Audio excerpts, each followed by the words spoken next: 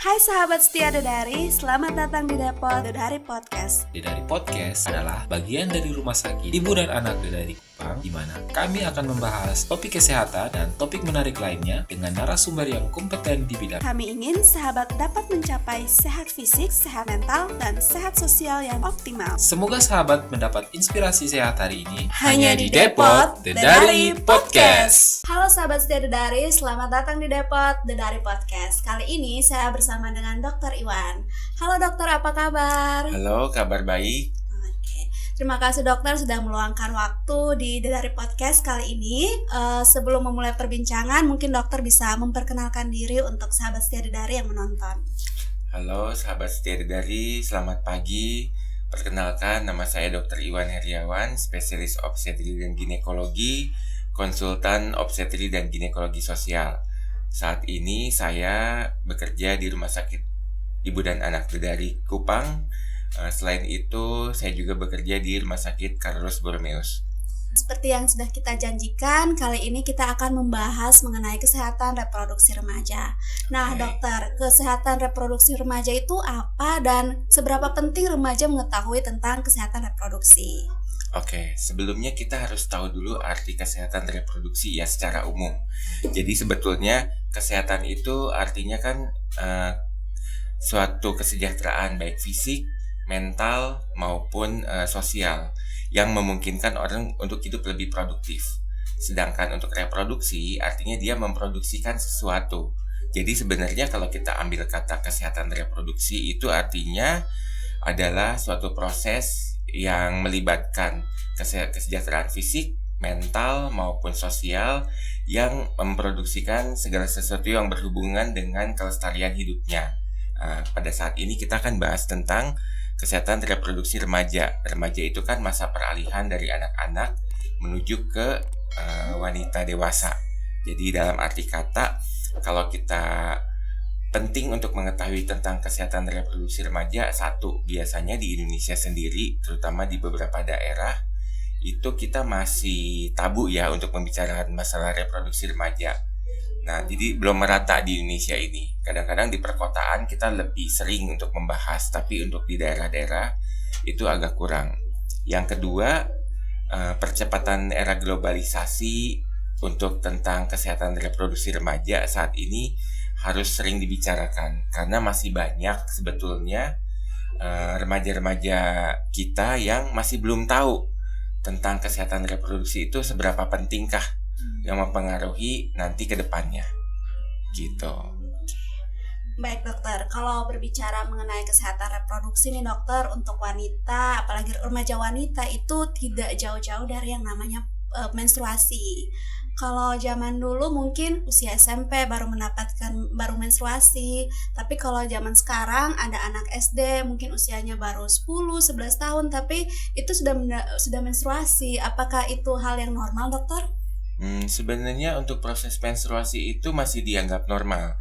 Jadi menstruasi itu pertama kali kita dapatkan biasanya pada umur usia 10-15 tahun ya.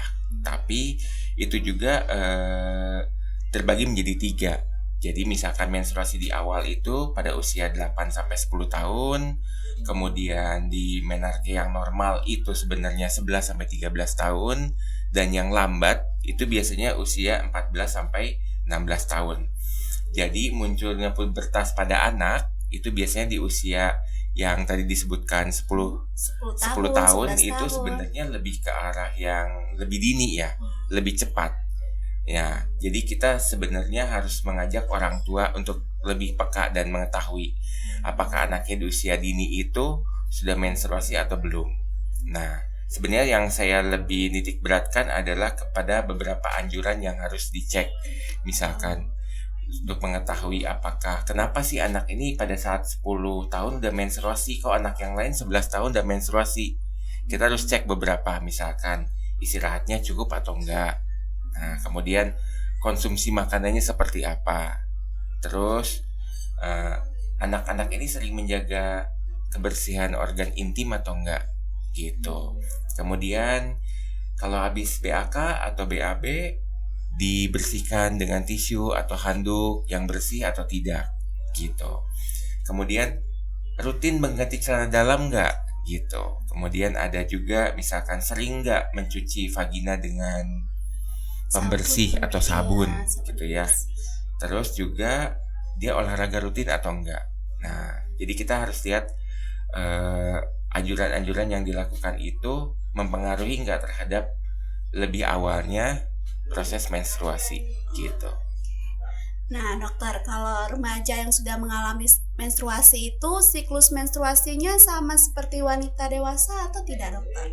Jadi kita harus lihat ada beberapa faktor yang mempengaruhi siklus menstruasi. Contohnya adalah umur, gaya hidup, obat-obatan. Nah, untuk yang remaja karena umurnya lebih muda dibandingkan dengan yang dewasa, otomatis sebetulnya hormonalnya itu estrogen dan progesteron terutama ya yang berperan dalam menstruasi lebih sedikit dibandingkan dengan yang dewasa.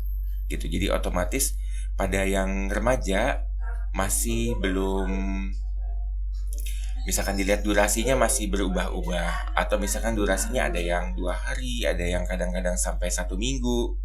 Terus waktunya juga suka berubah-ubah, misalkan kadang-kadang 1 bulan bisa 2 kali, kadang-kadang 1 bulan sekali, atau kadang-kadang 2 bulan 1 kali. Jadi memang umur mempengaruhi gitu. Jadi semakin dini biasanya menstruasinya lebih sedikit dibandingin yang sudah dewasa gitu, atau waktunya lebih harinya lebih sedikit dibandingkan dengan yang dewasa karena hormon estrogen dan progesteron tadi yang lebih sedikit. Yang kedua, gaya hidup. Biasanya untuk yang dewasa sudah terpengaruh gaya hidup ya. Biasanya polusi, rokok, makanan, kadang-kadang juga konsumsi alkohol itu berpengaruh juga. Sedangkan yang masih muda ya 10, 11, 12 tahun masih usia-usia sekolah biasanya masih belum banyak terpengaruh oleh gaya hidup. Yang ketiga adalah obat-obatan. Ada beberapa, contohnya pil KB, atau ada obat-obatan psikosis, atau obat-obatan epilepsi, itu berpengaruh terhadap menstruasi juga. Jadi kalau misalkan masih usia-usia sekolah, kadang-kadang belum banyak ya orang yang minum obat gitu ya, dibandingkan dengan wanita dewasa gitu. Jadi pasti ada perbedaan sedikit lah gitu. Oh, pasti ada perbedaannya. Iya. Nah, dokter, kalau misalnya siklus menstruasi itu dan masa subur remaja atau masa subur wanita itu, remaja perlu mengetahui dan mencatat atau tidak perlu, dokter? Menurut saya itu perlu ya, karena ada beberapa penelitian di Amerika Serikat gitu. Ada 90% biasanya dilakukan pada remaja, itu dia mencatat. Misalkan berapa lama dia menstruasi, berapa lama menstruasinya, berapa banyak dia menstruasinya. Nah, itu 90% dia catat. Dan hasilnya sebenarnya sudah keluar bahwa kalau misalkan untuk menstruasi pertama dari anak-anak usia 10 sampai 15 tahun itu biasanya 21 hari sampai 45 hari. Itu dicatat 90% sudah mulai mencatat. Itu terbukti 2-7 hari. Jadi biasanya kalau lebih dari 7 hari itu pasti ada gangguan tuh, ada sesuatu.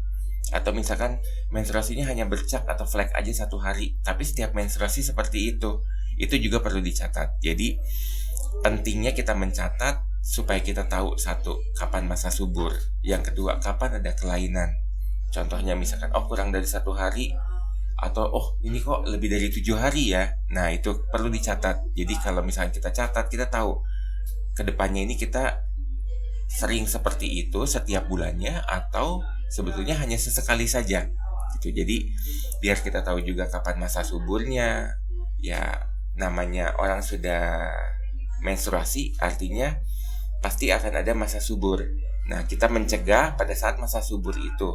Misalkan ada anak-anak yang misalkan notabene 15 tahun ke atas lebih, ternyata misalkan sudah berhubungan, ternyata terus hamil, kita akan melihat bahwa nanti akan terjadi kehamilan dini gitu. Jadi kalau kita tidak mencatat masa subur itu sebetulnya rugi ya kalau buat wanita-wanita muda gitu.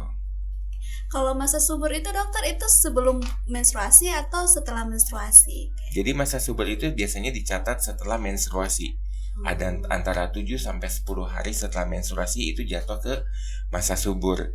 Kalau misalkan kita mau lihat, boleh tuh beli di apotik ya. Biasanya ada tes untuk masa kesuburan. Jadi bukan tes hamil ya. Jadi ada 2 macam. Satu untuk hamil, satu untuk masa kesuburan. Jadi kita bisa tahu masa suburnya ini berapa hari setelah menstruasi. Jadi berbeda-beda tiap orang. Jadi Gitu. tiap orang memiliki siklus menstruasi dan masa subur yang berbeda-beda ya Betul. dokter. Nah, kalau menstruasi sendiri dokter, bagaimana cara remaja untuk menjaga organ reproduksi itu tetap sehat dan bersih selama menstruasi? Seperti bagaimana caranya menggunakan pembalut yang baik dan benar dokter?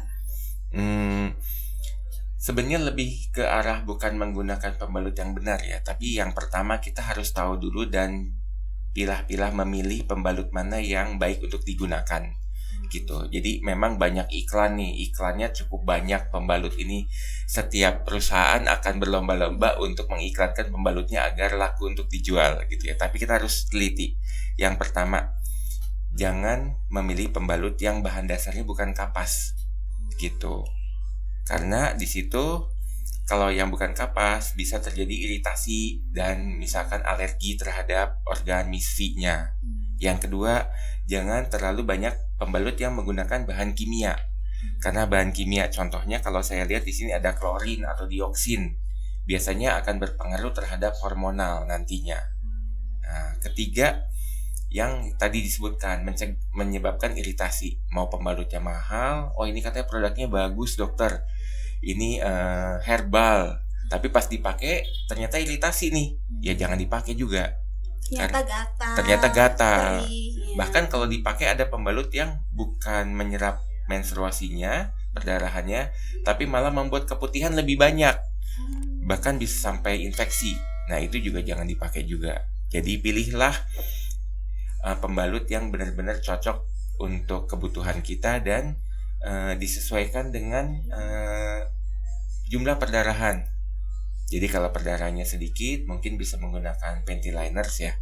Tapi kalau banyak atau misalkan malam nih takutnya nanti terlalu banyak tanpa disadari, mungkin bisa yang pembalut yang ada sayapnya yang lebih banyak gitu. Kalau untuk penggunaannya semua pembalut hampir sama ya. Jadi sebelum digunakan kita harus jaga organ intimnya dulu. Jadi cuci bersih tangannya dulu, kemudian misfinya dicuci bersih dulu, kemudian dilap, kering dulu, terus tempelkan yang benar. Jangan sampai nanti si pembalut ini kan ada perekatnya tuh. Jangan sampai si pembalutnya salah merekatkan gitu kan ya.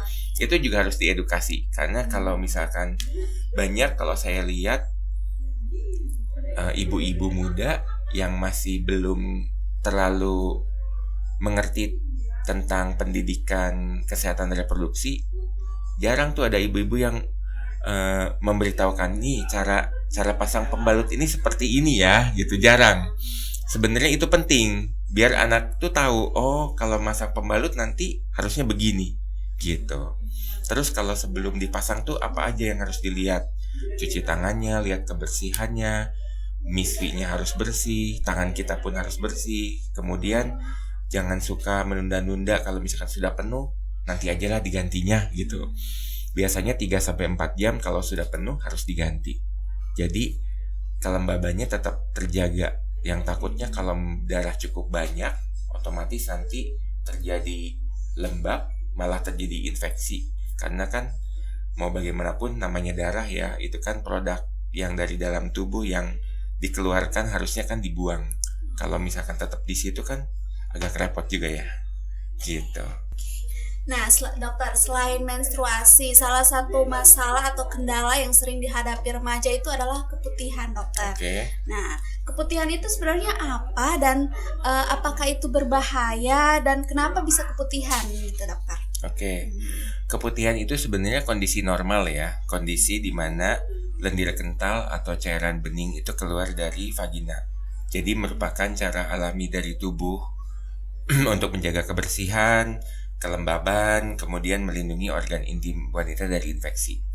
Jadi sebenarnya kalau misalkan orang setiap wanita pasti akan mengalami keputihan. Cuman kita harus lihat keputihan ini ada yang normal, ada yang tidak normal. Nah, yang teman-teman dari harus tahu adalah yang tidak normal ini yang seperti apa. Nah, yang seperti apa yang tidak normal dan misalkan apa perlu ke dokter atau enggak ya, gitu. Jadi seperti itu ya. Jadi kalau misalkan keputihan yang normal biasanya jumlahnya, warnanya, terus kemudian apa ya, mulai dari yang kental sampai yang cair, yang lengket, semuanya itu tidak bergejala apapun. Tapi kalau misalkan mulai yang tidak normal itu misalkan kok jadi berbau ya gitu, kok jadi berubah warna ya dok, biasanya kayak bening kok sekarang tiba-tiba kehijauan atau kekuningan lebih banyak, ada campuran bercak darah, kadang-kadang baunya nggak sedap gitu. Terus kemudian juga kadang-kadang gatalnya cukup mengganggu aktivitas. Nah itu berarti harus dicek tuh. Jadi biasanya yang seperti itu harus dicek, apakah pergi ke dokter atau misalkan harus dicek di laboratorium apakah dari si keputihannya itu ada kuman penyakit atau infeksi atau apapun gitu. Jadi kalau mau tahu keputihan itu normal atau tidak normal dilihat dari warnanya, baunya, jumlahnya mungkin dokter? Jumlahnya juga. Nah kalau misalnya setiap hari mengalami keputihan atau setiap bulan pasti keputihan, itu normal atau tidak dokter? Sebenarnya kalau yang saya baca keputihan itu ada timingnya ya. Jadi keputihan itu biasanya misalkan kita 1 bulan ini 28 hari. Jadi setiap hari itu biasanya terlihat keputihan.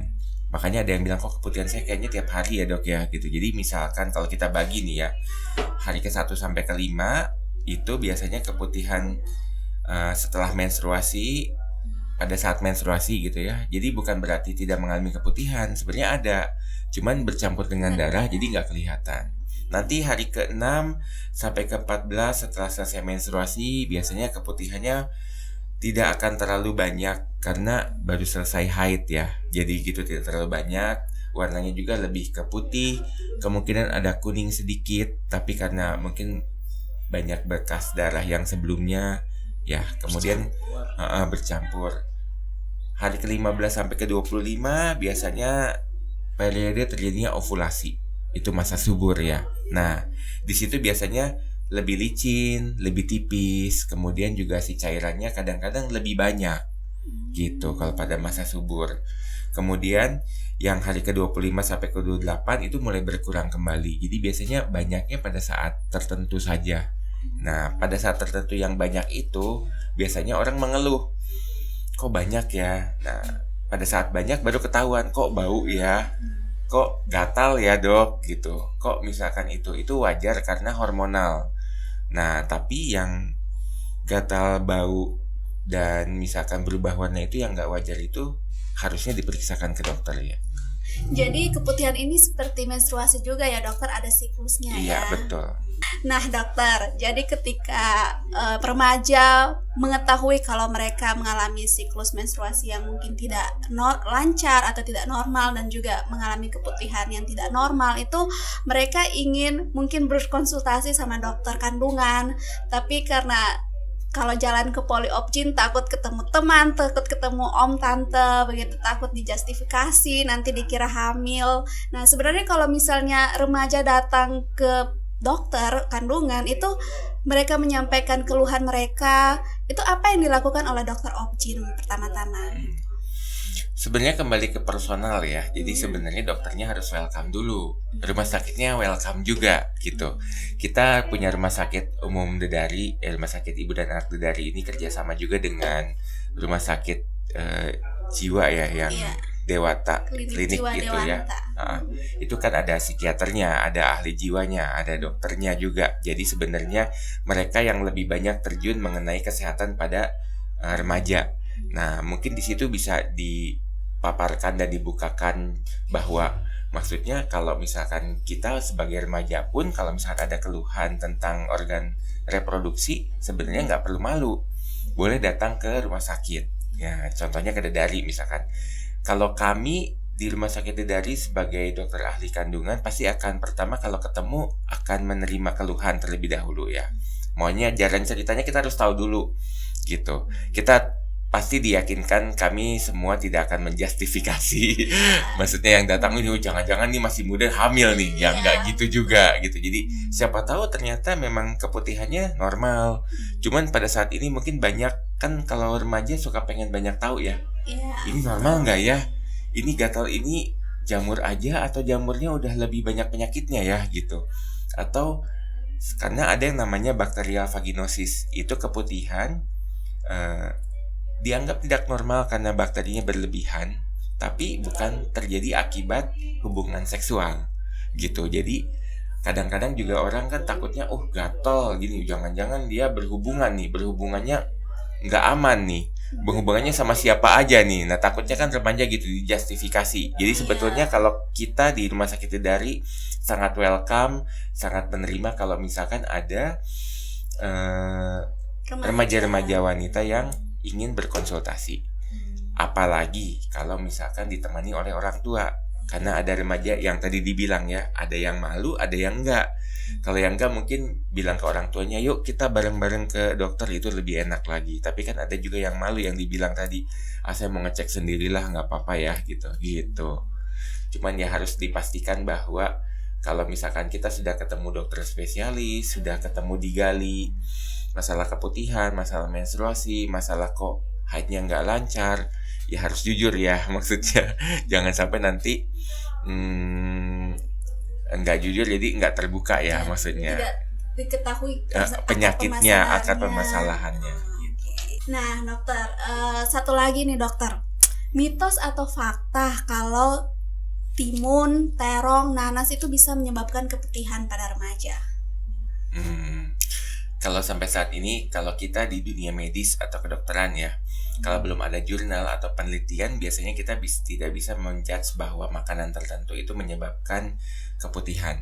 Jadi kalau misalkan kita lihat sayuran-sayuran yang tadi kayak nanas, terong ataupun timun, itu sebenarnya mungkin dapat meningkatkan kadar estrogen di dalam wanita sehingga memicu keputihannya lebih banyak gitu. Tapi sampai saat ini saya belum pernah baca literatur atau apapun yang menunjukkan bahwa kalau makan banyak ini nanti keputihannya lebih banyak loh dok gitu. Ada di pembuktiannya gitu. Nah belum ada. Jadi kadar estrogen yang cukup tinggi itu mungkin yang menyebabkan rasanya keputihannya kok lebih banyak gitu. Tapi kan kadang-kadang juga kita udah dikasih tahu dulu sama orang lain ya. Jadi di kepala kita udah terpikirkan bahwa kalau makan timun ini lebih banyak loh keputihannya. Padahal belum tentu juga gitu. Ada juga yang senang makan timun keputihannya baik-baik aja gitu.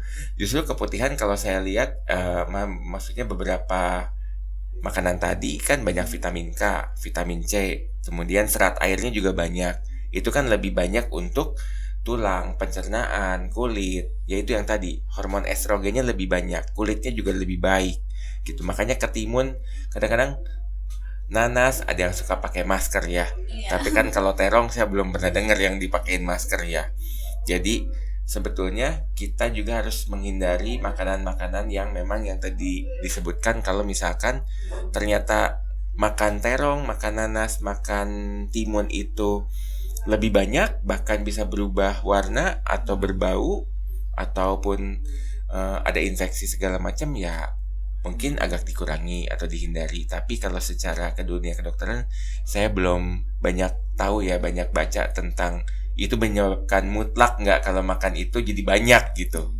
Nggak juga sih gitu. Belum pasti ya belum dokter. Pasti, betul.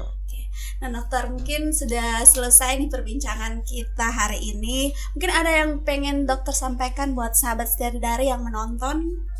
Oke, mungkin untuk sahabat setia Bidadari yang menonton, terutama untuk remaja usia 11 tahun ya, tadi disebutkan mulai dari 11 tahun ke atas usia reproduksi, jangan malu dan jangan takut kalau misalkan nanti mau berkonsultasi tentang organ reproduksinya, menanyakan masalah haid, menanyakan masalah keputihan, menanyakan masalah ini aman nggak ya dok ya, misalkan kalau misalkan makanan-makanan, atau misalkan aman nggak ya kalau misalkan menggunakan pembalut yang ini, atau misalkan kalau saya beli menggunakan pembalut yang A atau menggunakan pembalut yang B, efeknya apa ya dok kalau misalkan membeli pembalut sembarangan, apakah itu menyebabkan infeksi, menyebabkan ke arah kanker, menyebabkan ke arah keputihannya jadi gatal, jadi berbau, jadi bermasalah. Nah, itu boleh datang ke Dedari.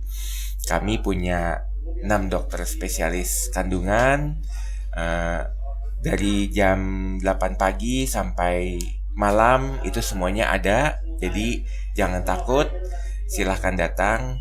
Di Rumah Sakit Dedari terbuka untuk semuanya. Terima kasih dokter untuk kesempatannya kali ini ya. Banyak sekali wawasan, info-info baru yang kami dapatkan gitu. Terima kasih banyak dokter. Semoga kita bisa bertemu di waktu yang berikutnya. Terima kasih dokter. Oke, terima kasih.